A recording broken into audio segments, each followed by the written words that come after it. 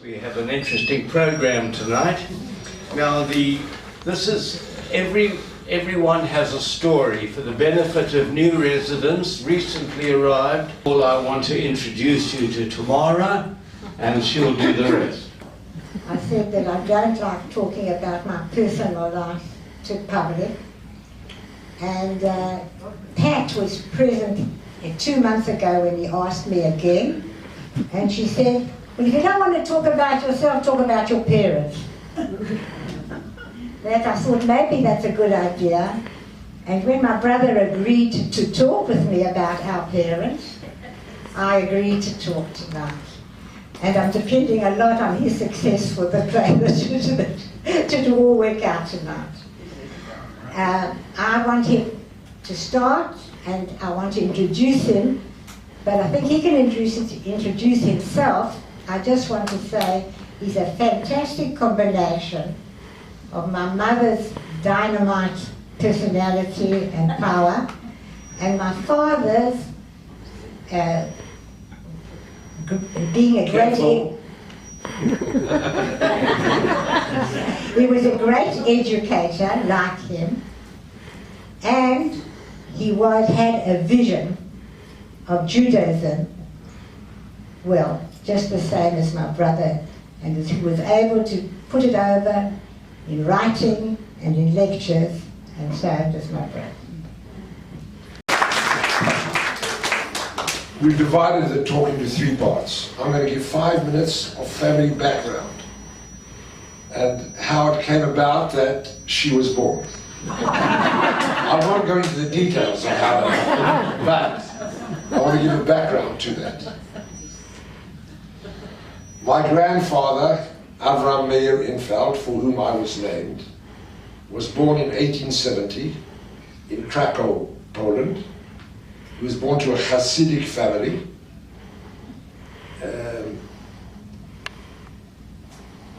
He grew up till about the age of 19 in Krakow, and a shidduch was arranged for him with a very important family in a town called Nowy Sącz, the home of the Tamara Levy, Rabbeinu Chaim of Sanz, one of the great Hasidic leaders, lived in Sanz, and the parnas of the rabbi and his dynasty was the Wolf family, and a Wolf daughter, who, by the way, was really beautiful. My grandfather obviously had good taste, as I do, and that's my wife. And my grandfather moved to Nowy Sącz, married Minna Wolf. She gave birth to 11 children, of whom 6 survived teenagerhood. 5 died before they became teenagers, children.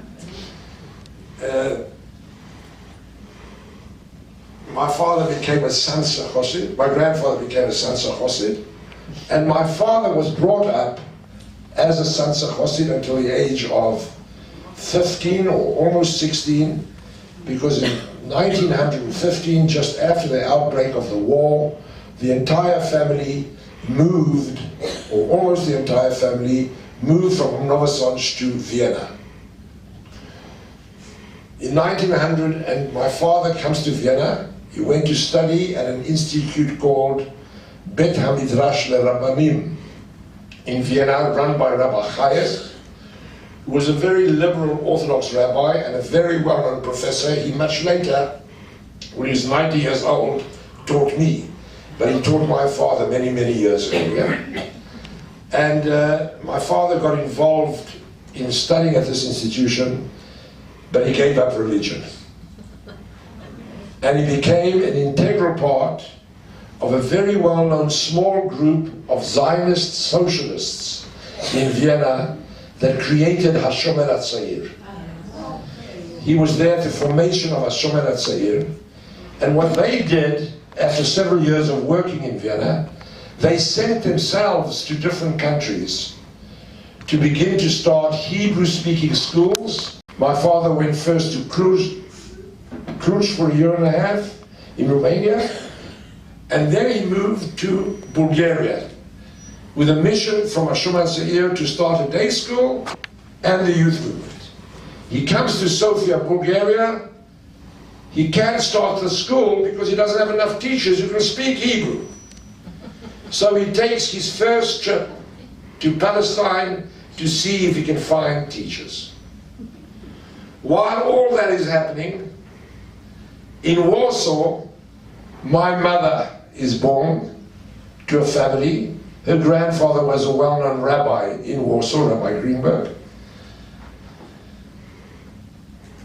Her parents already become secular. They're brought up, they're living in Warsaw, a Litvak family. God forbid I should not say that, but my mother would have a fit. Because my father was a Galiciana. Don't say boy. There is something worse than a Galiciana. That's two Galicianas. But my mother, the family moves in 1921 because of the economic state in Warsaw and the ability to come openly into Palestine during that year. A mass immigration from Poland comes to Palestine. Among them is my grandfather on my mother's side, my grandmother and their children. They come and settle in Tel Aviv. My grandfather opens up a hardware store, and my mother goes to study at Seminar Levinsky in Tel Aviv. She happens to graduate just when this guy, Tzvi Infeld, comes from Bulgaria to look for students, for teachers, to go to Bulgaria to teach. And he takes 8 graduates of Seminar Levinsky back with him to Sofia to start his school. My mother was one of those 8. Now there are 2 separate stories, because somehow in 1929 they leave Europe and move to a country called South Africa. Now there are 2 different stories of why. My father's story was that he was asked to come to teach in Bulawayo, Rhodesia, and he went, and my mother followed him in order to be with him. My mother's story was that she went to South Africa to be with her brother, and my father followed her. I've never found out which is the true story. But from Bulawayo, they moved to Port Elizabeth. And in Port Elizabeth, in 1935, she happens. Over to you, Tamara. Well, I was born in Port Elizabeth. Can you hear me? Yes. I was born in Port Elizabeth, and my claim to fame in Port Elizabeth was that I was the first Jewish premature baby to be born in a government hospital. And of course I don't remember anything about that. We were in Port Elizabeth for 2 years, but my father was teaching Hebrew, and I'm not sure exactly what my mother was doing. But the story about growing up was that I was so small that they kept me in a shoebox that they had put around the inside a cotton wool. And they fed me with a little drop, or what do you call it, a pipette. And when I was 2, my father was sent to teach in Jeppe High School, matric, in Hebrew. And they moved to Johannesburg, and my father was also worked for the Federation. He was the cultural officer of Habonim. Habonim, the youth movement, that he was part of establishing it in South Africa, and he was the one who put in the Zionist content into the youth movement, which was supposed to be like a scout Jewish movement, and he actually and while he was cultural officer, in South Africa, in Johannesburg, he published many, many pamphlets, the handbooks of Habonim, and many pamphlets, and fantastically interesting ones. The one in particular, which I cannot believe, he prophesied that in 50 to 60 years' time, there's going to be a mass immigration from Russia to Israel, of millions. And it turned out. It's amazing, but it's written there in a book that was printed in 1936. My mother came to Johannesburg, and she was very concerned about making a living. She said, there's no way in education can you make a living. And she decided to open up a dress shop in a building in Elof Street called Rosemary Dress Shop. Some people remember it. And the dresses were imported from her mother-in-law in Vienna. Her mother-in-law sent the dresses beautifully fashioned, and the Jewish women of Johannesburg loved this store. My only vivid memory of this time was picking up the pins after the alterations of the women in this green water-wall carpet of their shop, picking it up with a magnet and putting it in a bin, and I thought that was the biggest joy of life, is picking up these pins and putting it in. What happened? World War II broke out. My grandmother found herself alone in Vienna, and she went to, she stopped the business, of course, went from Vienna to Poland to be with her son, and from there she was sent to Auschwitz.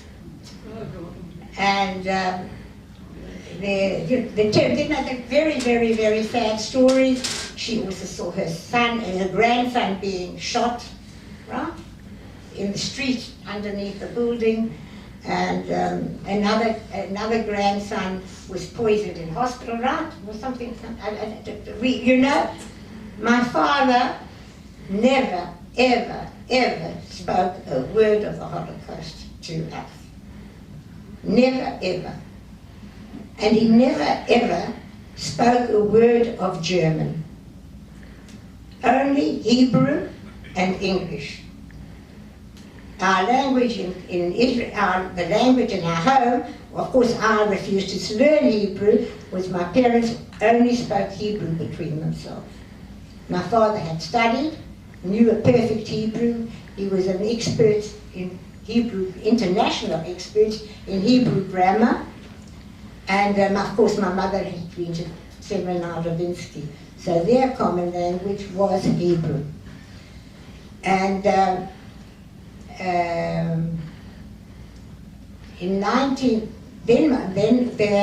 my father was appointed General Secretary of the Federation in 1944.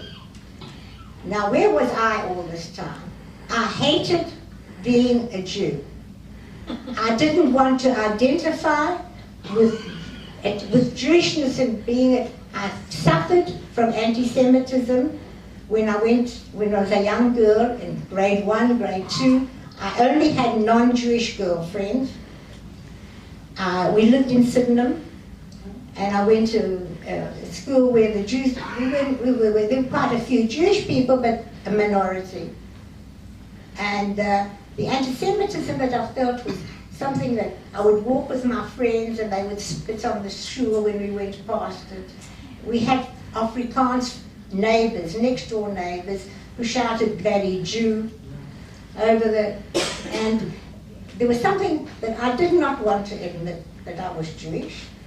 And I remember one incident with my father. One day I came back to him and said, I don't want to be a Jew. And he looked at me and I thought he would start explaining it to me, what a wonderful chosen people we are. and he just said one word: you have no choice. My parents were extremely busy with their Zionist activities because in the meantime, my mother was appointed to start as a kindergarten teacher at the Sydenham Highlands North Hebrew congregation. And I think there's some people that know.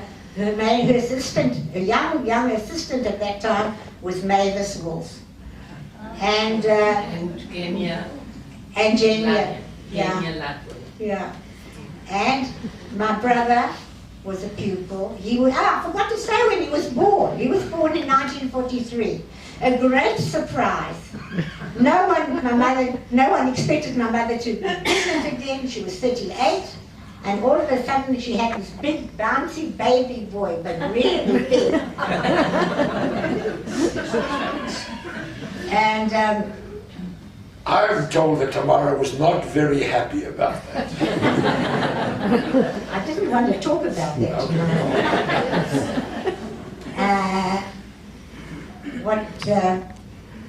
Where am I now? 1944. And my mother, this was a forerunner to her afterwards, continuing there was discussions over years about starting a Jewish day school, the King David School, and my mother was very, very active in discussing this with the Board of Education, and they used to meet in our homes. I remember this as a distinct memory. But I was saying, what did I say? I don't want, what the hell do they need a Jewish school? We live in South Africa, we go to school with all the South Africans. And I remember, and I was only 5 years old at the time, I remember her crying, I don't want my brother to go to school with other Jews only. Too bad.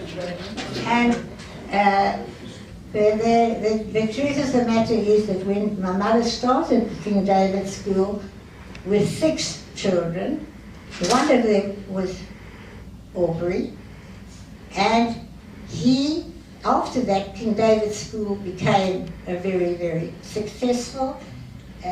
Many schools, another school, a high school was built, and another school was built, another high school was built, and thousands of pupils went through my mother's hands. She was called Geweret. Even our lovely Dr. Glansberger was a pupil who was frightened of her. She was a very, very strict and very, very powerful teacher. The only person that she never was able to discipline is my dear brother. What do you say? You want to say something? No, I'll say, I'm going to get my turn next. In the meantime, my father was secretary of the Zionist Federation, and he was very, very occupied with all kinds of projects. There were years where I was busy with brownies and ballet dancing and all that, and anything, as I said before, Zionist or Jewish or Hebrew. I refused to try and speak Hebrew at home when my parents were speaking it all the time. But in 1947... You were busy taking English elocution lessons. and playing the piano. And how now, brown cow. The Ramble Round Rand Radio. But I really... And suddenly I remembered that I never had a bat mitzvah. I had a party with some non-Jewish friends. My mother... Tamara, when you turn 62, we will give you a bat mitzvah.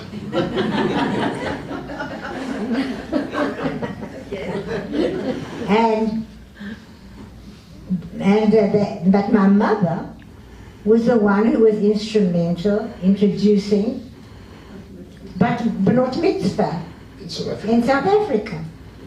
In 1947, there was a great change in the whole pro-Zionist and world Jewish history because of the partition plan. The partition plan, which will be 70 years, it will be in 2 weeks' time, 70 years ago, that was the partition plan of the United Nations. And this changed, I'll talk about it later, but it changed my life. Because then I joined Habonim. Not in the suburb where we lived, in another suburb in Yeovil, but that immediately, when we started Habonim, for me, my life changed. I became completely and absolutely involved in the Zionist movement. I stopped everything else, was completely involved in it. I had to go to school, but my dancing and elocution and all the rest I put out of my life. And I understood the significance of what my parents were doing in South Africa. For the first time, I could identify with it, and the many friends that I made in Habonim at that time have remained my good friends, including Sylvia and Aaron. We went to camps together, seminars together. It was just a wonderful life and a wonderful period of enthusiasm and of creating a homeland for the Jews. And suddenly my whole life changed ever since. In 1948, with the declaration of the state, my father, who had been very active in creating many, many projects together with Israel, who was on friendly terms with the then members of the Jewish Agency, who became members of the government, like Sharet, he was probably he was the representative of Israel, of South African Jewry in Israel. And under his leadership, the Federation made an enormous effort to support Israel, including organizing the Machal, the volunteers to the army, the financial support. He was the one that made an agreement with Milan that the only people that could take out money from South Africa was only in the support of Israel, and he got Milan to agree. In connection with that, my father was an extremely liberal and socialist person, personally, which he did not allow to interfere with his leadership of the Federation that concerned everybody, all the parties, all the organizations together. And he was very, very honored when the state was declared, that the immigration, that he was appointed by the immigration, he was appointed by the Union government as the first immigration officer to South Africa, to Israel in South Africa. And from a part of Israel, the then foreign minister who had just been appointed had made him the honorary first consul. And his biggest privilege in his life was the ability to sign the first passports and visas from South Africa to Israel.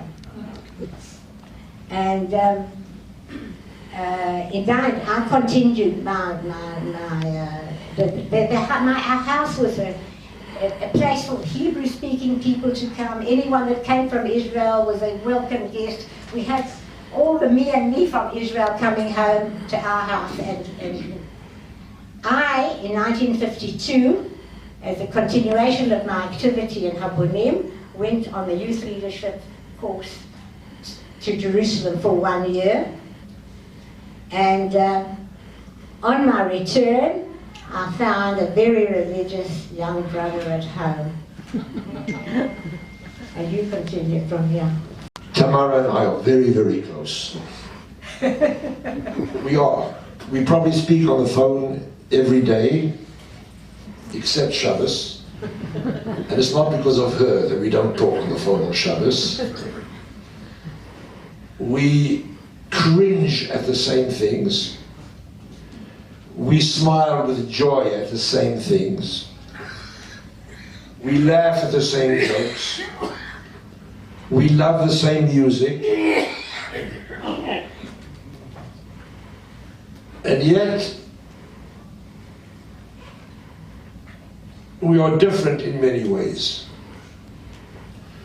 Tamara married an Israeli, I an American. Tamara's passionately Zionist. My Zionism is because of my passionate Judaism. Tamara lived in Tel Aviv. I'm a Yerushalmi. I live in Jerusalem. Tamara's friends are primarily Israeli. Mine are mostly Anglo immigrants. Tamara speaks a pretty good Hebrew, but I also know how to write without mistakes.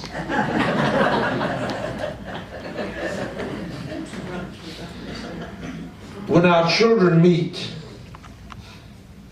they are from two different worlds.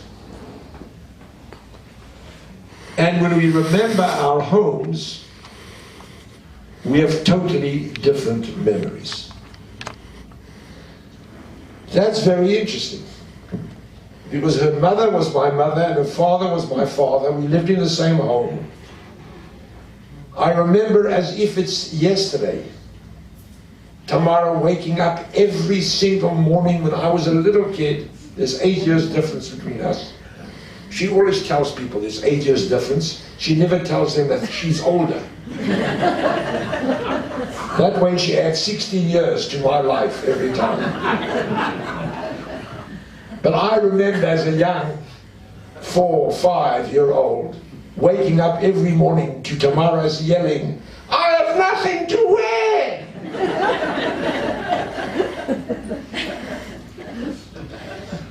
Tamara was born 4 years before the Second World War broke out. 4 years before the Holocaust. 4 years before 1/3 of our people are destroyed. Her memories of early childhood memories of being Jewish are nothing like mine. My earliest memory was also at the age of 4, but I never picked up pins in my mother's dress shop. When I turned 4, the same United Nations partition plan took place. My earliest memory is coming home on the 29th of November, the date that she mentioned, 70 years ago in 2 weeks' time, coming home, seeing my father sit next to this big radio in the corner of the room, crying like a baby. I was shocked. I had no idea what was going on. I hugged him. "Why are you crying?"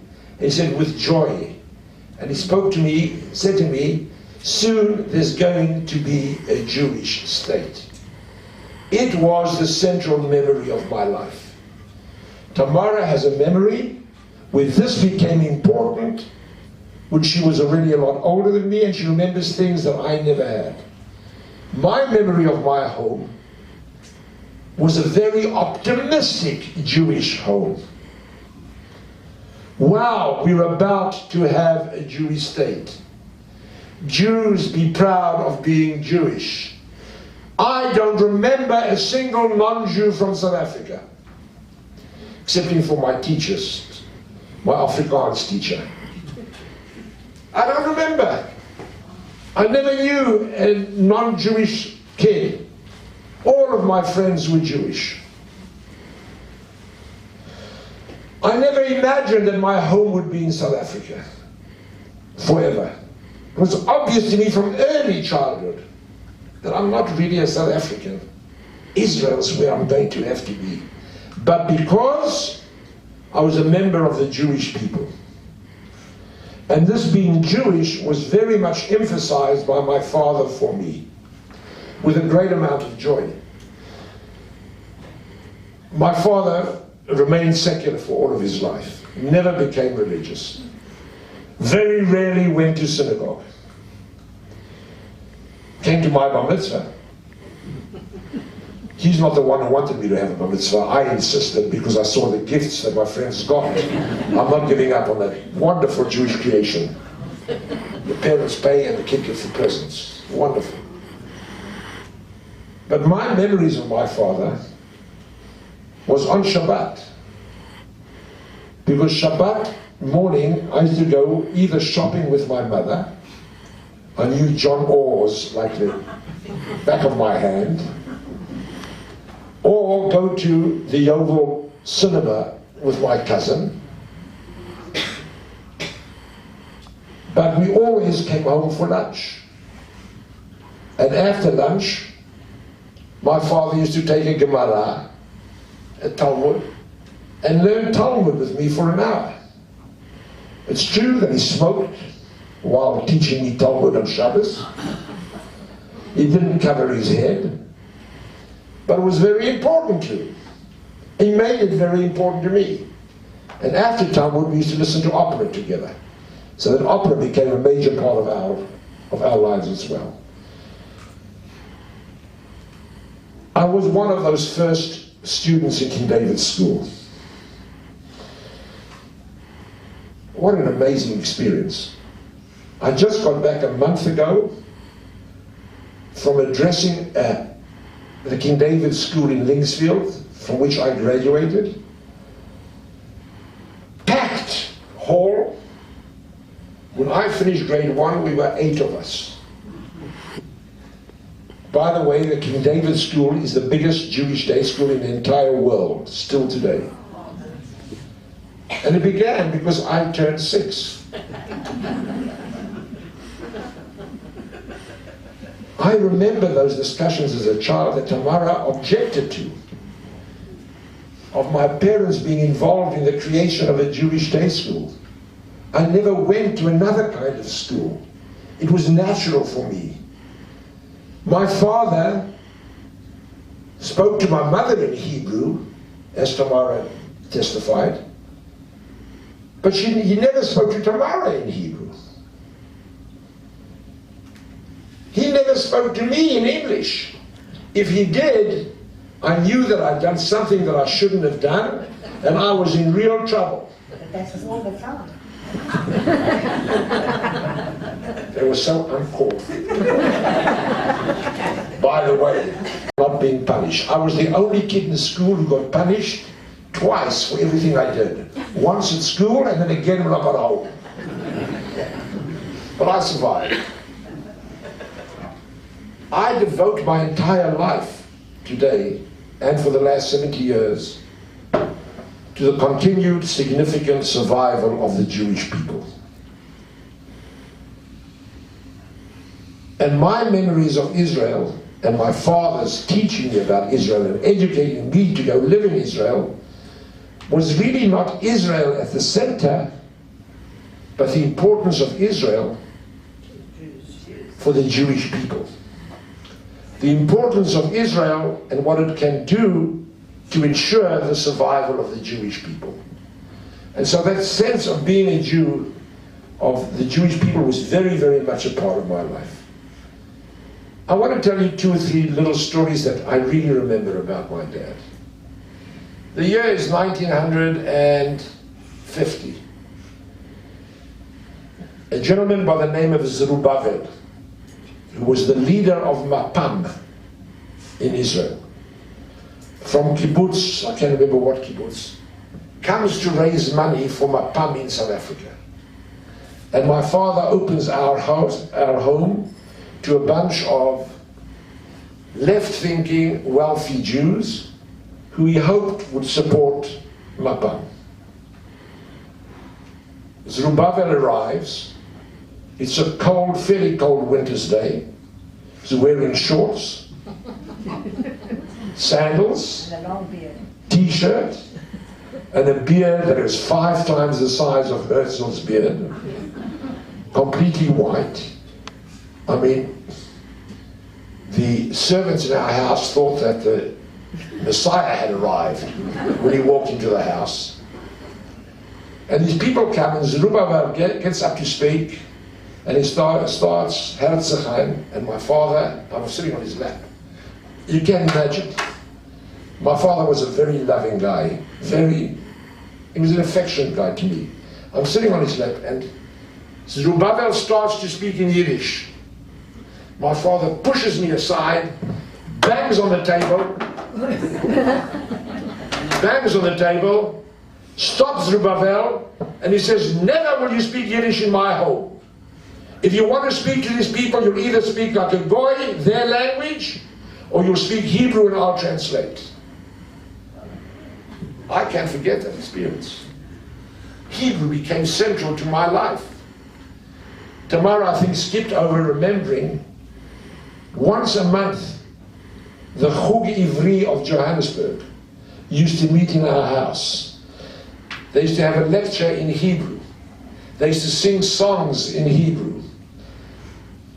It became an integral part of our lives.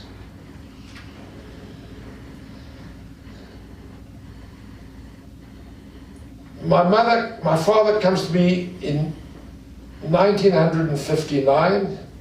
He says to me, "Avraham, get ready to say goodbye." I said, "Dad, where are you going?" He said, "I'm not, you are." Now, where am I going? It's time for you to go to Israel. And then he says to me, "I want you to know, I promised your mother that I would offer you a car if you stayed in South Africa. God help you if you agree."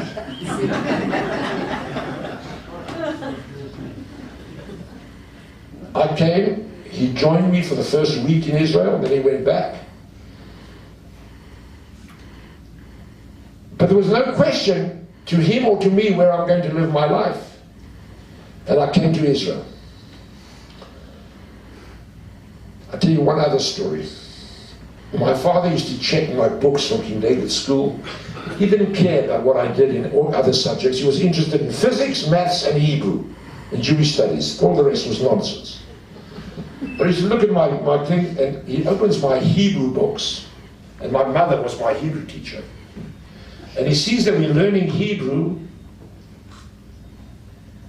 and we're learning verbs to conjugate verbs, and we've got past, present, and future. My father says, "Who taught you this nonsense?" I said, "Your wife." He said, "There is no such thing as present tense in Hebrew." He says, "There's absolutely no way in Hebrew that you can say, I swim, I run, I walk, I talk in Hebrew. All you can do in Hebrew is use the present participle. I am walking. Ani holech is not I walk, it's I am walking. I talk is I am talking." He says, never forget that in Hebrew you don't have a present tense, because the purpose of the present is to link the past to the future. What a lesson that lasts you with your entire life. But 2 more stories about him. We should talk about the book. I'll talk about the book, thank you. I should have begun. I come to study at the Hebrew University. Tamara and I have a relative who was very well known by the name of Leopold Infeld. He was a physicist who worked together with Einstein, very well-known physicist. My father was interested in my becoming a physicist. He wanted you to become a scientist as well. For Tamara's birthday, 3rd birthday. No, my bat mitzvah. Oh, it's your bat mitzvah. It's almost as bad. I'm exaggerating. Her bat mitzvah. What does he buy her? Van Nostrand's Scientific Encyclopedia. Which, by the way, doesn't even mention the word computer, because it never existed. So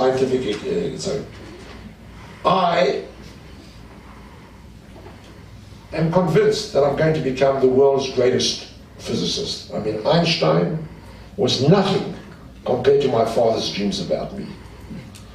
So I go to the Hebrew University and I register to study physics. I'm accepted probably because of my name and not because of my grades. Everybody knew about Leopold Infeld. On the first day of school, stop blushing. On the first day of school, I'm sitting in the physics lab. I'm looking out the window, and I see a very, very cute young lady walk into the history department. So I graduated in history instead of in physics.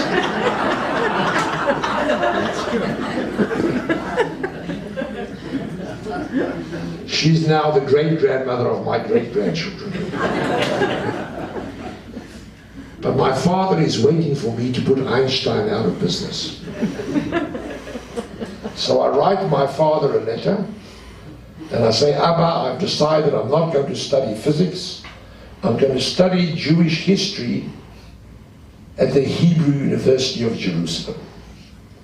I get back from my father at telex, because we did not have emails in those days. And I can see from the size of the letter that my father is furious. But not with me. He forgot that I'm supposed to be a physicist. My father writes, what? The Hebrew University teaches Jewish history? Are they crazy? There is no such thing as Jewish history. Jews do not have history. Jews have memory. I had no idea what he was talking about. Today, 55 years later, I can tell you my father was 100% right. That was a very important lesson for me. The importance of memory. In 1936, a well-known historian by the name of Toynbee writes a book taking a theory of another well-known historian, Spengler, about the cyclic theory of history, and Toynbee takes this book, this theory, and shows in his book how the Jews are a fossil. They're not even worth considering. They're nothing. Because according to Spengler, and Toynbee believed in the Spengler theory, all civilizations go through a life cycle like a human being. Childhood, adolescence, middle age, later age, and then they die. And this Jewish civilization should have died years ago, and we can disregard them today because they don't really exist. They're just a fossil. My father devoted many years of his life taking that same Spengler theory and showing how Jewish history proves Spengler's theory.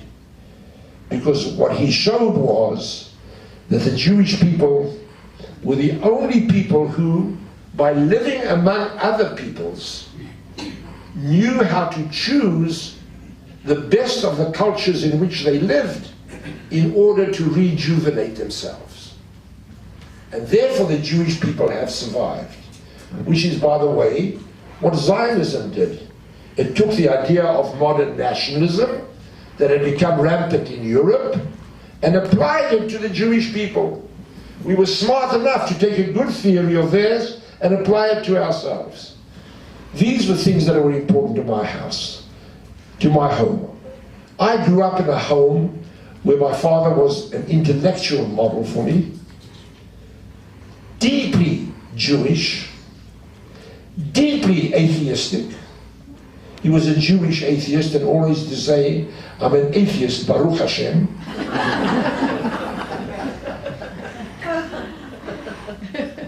A challenging personality, and a mother who, by the way, was not much higher than this table. She was really, really small, full of life, and a constant outpouring of love. That's the home that I grew up in. We grew up in the same home to the same parents. There's a lot that connects us. There's a lot that we love. But our memories of our childhood are very different, not because of the different homes, but the different condition of the Jewish people in the time that we were growing up. That affected our parents very much, and as a result of it, it affected us.